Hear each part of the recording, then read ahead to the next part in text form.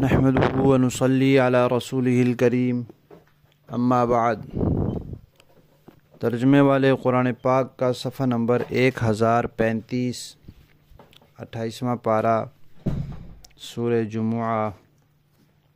پہلا رکوع، ابتدائی 8 آیات۔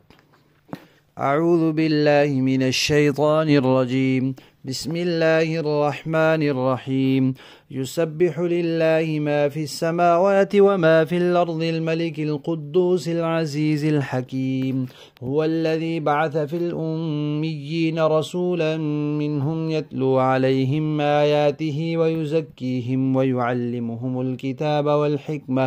وإن كانوا من قبل لفي ضلال مبين، وآخرين منهم لما يلحقوا بهم وهو العزيز الحكيم، ذلك فضل الله يؤتيه من يشاء والله ذو الفضل العظيم، مثل الذين حملوا التوراة ثم لم يحملوها كمثل الحمار يحمل أسفارا، بئس مثل القوم الذين كذبوا بآيات الله والله لا يهدي القوم الظالمين۔ قل يا أيها الذين هادوا إن زعمتم أنكم أولياء لله من دون الناس فتمنوا الموت إن كنتم صادقين ولا يتمنونه أبدا بما قدمت أيديهم والله عليم بالظالمين۔ قل إن الموت الذي تفرون منه فإنه ملاقيكم ثم تردون إلى عالم الغيب والشهادة فينبئكم بما كنتم تعملون۔ صدق اللہ العظیم۔ سورت کے تعارف میں اس کا ربط وغیرہ بتایا جا چکا ہے کہ گزشتہ سورت میں اللہ تعالیٰ نے حضرت عیسیٰ علی نبینا و علیہ الصلاۃ والسلام کی پیشین گوئی کا تذکرہ کیا تھا، اور اس صورت میں اس پیشین گوئی کے مصداق نبی پاک صلی اللہ علیہ وسلم کی بعثت کا بھی تذکرہ ہے اور عموم بعثت کا بھی تذکرہ ہے کہ آپ تشریف بھی لے آئے ہیں اور آپ اب ساری دنیا کے نبی بن کر آئے ہیں، قیامت تک کے ہر قوم، ہر قبیلے، ہر علاقے، ہر انسان کے نبی ہیں آپ، ہر ایک کے لیے آپ پر ایمان لانا ضروری ہے۔ نبی پاک صلی اللہ علیہ وسلم جب تشریف لائے تھے تو جو عرب دنیا ہے اس کی باقی دنیا کے ساتھ رویہ اور سلوک جو تھا وہ بہت غیر مناسب تھا۔ عرب لوگ اپنے آپ کو عرب کہتے تھے کہ ہم بڑے فصیح اور بلیغ اور بڑی عمدہ زبان والے ہیں، اور دوسرے لوگوں کو عجم کہتے تھے، بے زبان جانور، گونگے۔ اور جو غیر عرب ہیں وہ عربوں کو امی کہتے تھے، کیونکہ عربوں کے ہاں پڑھنے لکھنے کا نظام نہیں تھا، نہ سکول مدارس تھے، نہ کالج تھے، نہ ہی عربوں کے ہاں دفتری نظام تھا، جبکہ اس زمانے میں جو دوسرے روم اور ایران وغیرہ ممالک تھے وہاں دفتری نظام بھی تھا، لکھنا پڑھنا بھی تھا، پڑھنے پڑھانے کا سلسلہ بھی تھا۔ تو غیر عربوں کو امی کہتے تھے، ان پڑھ، اور عرب لوگ جو ہیں وہ غیر عربوں کو عجمی کہتے تھے۔ اب نبی پاک صلی اللہ علیہ وسلم جب تشریف لائے تو آپ چونکہ آخری نبی تھے اور آپ کے بعد کسی نبی نے آنا نہیں تھا، تو اللہ تعالیٰ نے ساری انسانیت کو آپ کی ذات کے ساتھ جوڑنا تھا، تو اس لیے اللہ تعالیٰ نے سب کو مخاطب کیا۔ عربوں کو تو امی کہہ کر ہی مخاطب کیا، اس لیے کہ وہ اپنے آپ کو خود بھی امی کہتے تھے اور اس میں فخر سمجھتے تھے، لیکن دوسرے لوگوں کو عجمی کہہ کر اللہ تعالیٰ نے مخاطب نہیں کیا، کیونکہ گونگا کہنا یا بے زبان کہنا اچھا نہیں لگتا تھا ان کو، تو اللہ تعالیٰ نے اس کے لیے لفظ بولا آخرین، کہ نبی پاک امیوں کے لیے بھی نبی بنا کر بھیجے گئے ہیں اور آخرین کے لیے بھی نبی بنا کر بھیجے گئے ہیں۔ عرب کے لیے بھی عجم کے لیے بھی، یعنی پوری دنیا کے لیے اور قیامت تک کے ہر انسان، ہر قوم قبیلے اور ہر مذہب کے لیے اب آپ صلی اللہ علیہ وسلم کی رسالت اور آپ کا دین اور قرآن یہ نجات کا ذریعہ ہے۔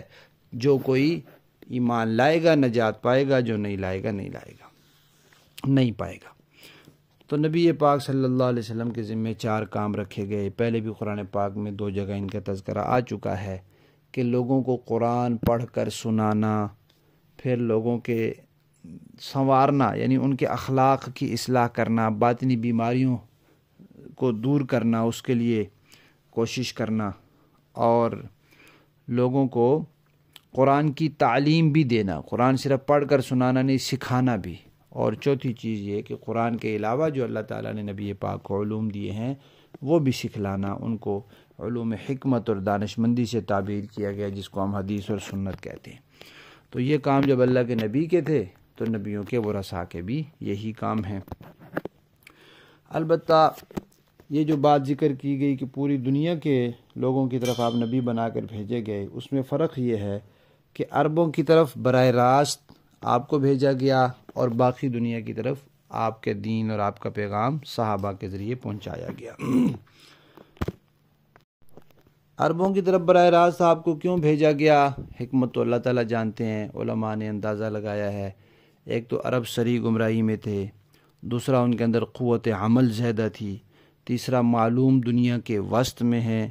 چوتھا عربی افضل زبان ہے،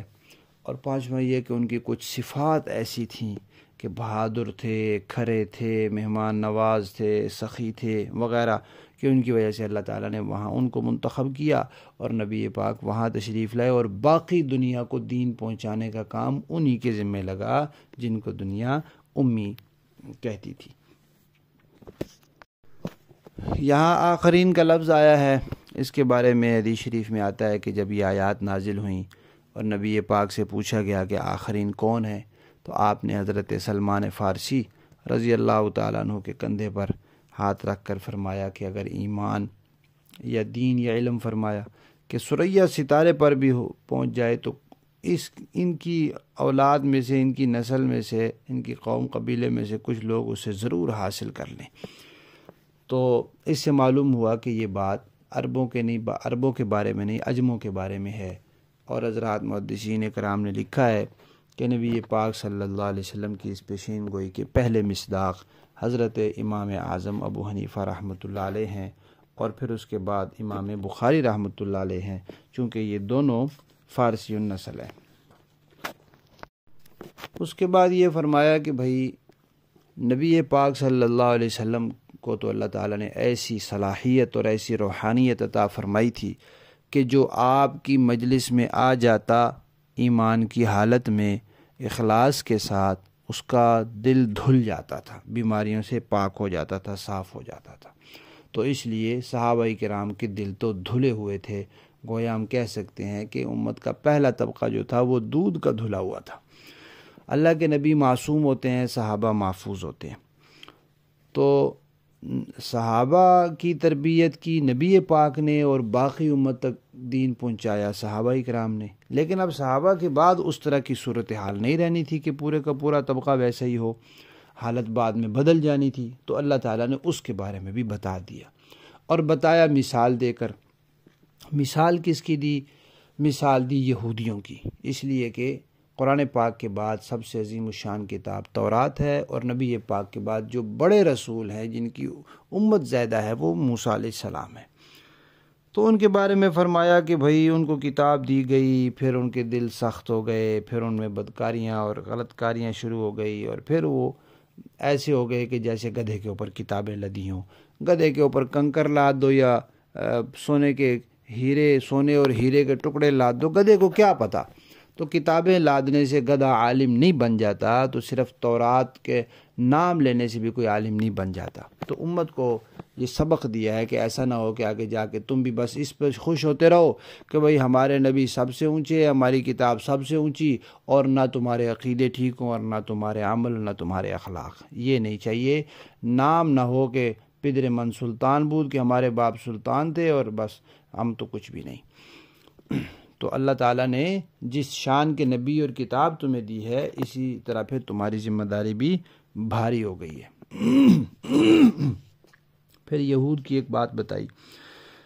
کہ یہودی کہتے ہیں کہ آخری نبی ہماری قوم میں سے ہونا چاہیے تھا، بنی اسرائیل میں سے،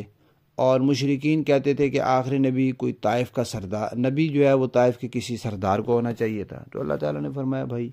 یہ اللہ کا فضل ہے، اللہ نے نبی بنانا ہے، تم کس چیز کے مشورے دے رہے ہو؟ جس کو اللہ نے منتخب کیا، جس کو سب سے بہترین سمجھا، بنا دیا۔ اور یہودیوں کی ایک بات یہ بتائی کہ وہ یہ کہتے ہیں کہ بھائی صرف ہم ہی اللہ کے دوست ہیں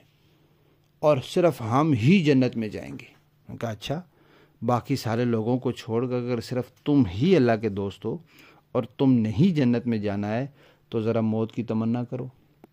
کیونکہ موت تو پھر تمہیں اللہ سے ملانے والی ہے، اور دوست کو دوست کے ساتھ ملنے کی تمنا ہوتی ہے، اور موت اس کا پل ہے، تو ذرا اس کو پار کرنے کی تمنا کرو، کہو کہ ہمیں موت آ جائے۔ تو اللہ تعالیٰ نے فرمایا کہ یہ کبھی نہیں کہیں گے، حالانکہ یہ اتنا آسان چیلنج تھا ان کو دیا گیا، تو وہ جھوٹے موٹے آ کے کہہ دیتے کہ بھئی ہم موت کی تمنا کریں، لیکن ان کو یقین تھا کہ ہم ادھر تمنا کریں گے ادھر موت آ جائے گی، کیونکہ اللہ کا دیا ہوا چیلنج ہے۔ تو اللہ فرماتے ہیں یہ کبھی نہیں کریں گے۔ کیوں نہیں کریں گے؟ اس لیے کہ ان کو اپنے ان کرتوتوں کا پتہ ہے جو انہوں نے آگے بھیج رکھے۔ تو گویا وہ خود بھی جانتے تھے کہ ہم غلط کام کرتے ہیں، ناجائز اور حرام کام کرتے ہیں، کفر اور شرک کے کام کر رہے ہیں، اس لیے جب ہم اللہ کے پاس جائیں گے تو ہم سزا کے مستحق ہوں گے۔ تو اللہ نے فرمایا ان کو بتا دو کہ بھائی جس موت سے تم بھاگ رہے ہو اس موت نے تو آ کر ہی رہنا ہے، پکڑے گی تمہیں، اور پھر تمہیں اللہ کے سامنے پیش کیا جائے گا۔ اللہ کو تو سب باتیں معلوم ہیں، جو تمہارے سامنے ہیں وہ بھی، جو تم سے پوشیدہ ہیں وہ بھی، کوئی چیز اللہ سے چھپی ہوئی نہیں ہے۔ تو ان آیات میں قرآن پاک نے ایک مرتبہ پھر نبی پاک کے فرائض بیان کیے ہیں، ان میں تزکیہ بھی شامل ہے، یعنی دلوں کو صاف کرنا۔ علماء کرام نے ایک نقطہ لکھا ہے، ایک نقطے کی بات بیان کی ہے کہ دیکھیں انسان کے اعضاء کے اندر اللہ تعالیٰ نے ایسا خودکار سسٹم رکھا ہے، کتنے حیران کن انداز سے یہ کام کرتا ہے، اور ان کی اصل طاقت جو ہے وہ روح ہے۔ تو جیسے انسان کے جسم کو خوراک کی ضرورت ہوتی ہے، روح کو بھی خوراک کی ضرورت ہوتی ہے۔ جسم بیمار ہوتا ہے، صحت مند ہوتا ہے، تو روح بھی بیمار اور صحت مند ہوتی ہے۔ جسم کو علاج معالجے کی ضرورت ہوتی ہے تو روح کو بھی ضرورت ہوتی ہے۔ تو جسمانی معالج موجود ہیں تو روحانی معالج بھی موجود ہے۔ لہذا جسمانی بیماریوں کا انسان کو کبھی خود پتہ چل جاتا ہے، کبھی نہیں پتہ چلتا، تو روحانی بیماریوں کا بھی ایسے ہی ہوتا ہے۔ ہر جسمانی بیماری کا انسان خود سے علاج نہیں کر سکتا، تو اسی طرح ہر روحانی بیماری کا علاج بھی انسان خود سے نہیں کر سکتا۔ تو اس لیے اللہ تعالیٰ نے روحانی معالج بھی پیدا کیے، انبیاء پیدا کیے، اس کے بعد اور لوگ جو دلوں کا تزکیہ کرنے کے لیے ہے، اور جو جسمانی بیماریاں ہوتی ہیں ان میں بھی اس آدمی کے مزاج کا، صحت کا، موسم کا، ہر چیز کا لحاظ رکھا جاتا ہے۔ تو اسی طرح روحانی بیماریوں میں بھی اس بندے کی طبیعت کا، مزاج کا، اس کی چیزوں کا دھیان رکھا جاتا ہے۔ ایک بات یہ قابل غور ہے کہ آخرت میں اللہ تعالیٰ نے جسمانی بیماریوں کے بارے میں سوال نہیں کرنا کہ یہ بیماری آئی تھی یا نہیں آئی تھی، آئی تھی تو کیوں آئی تھی، پھر آئی تھی تو ٹھیک ہوئی تھی یا نہیں ہوئی تھی، لیکن روحانی بیماریوں کے بارے میں اللہ نے سوال کرنا ہے کہ یہ بیماری تمہارے اندر کیوں تھی، تم نے اصلاح کی کوشش کیوں نہیں کی، یہ ضرور ہوگا سوال۔ یہودیوں کو متوجہ کیا کہ بھئی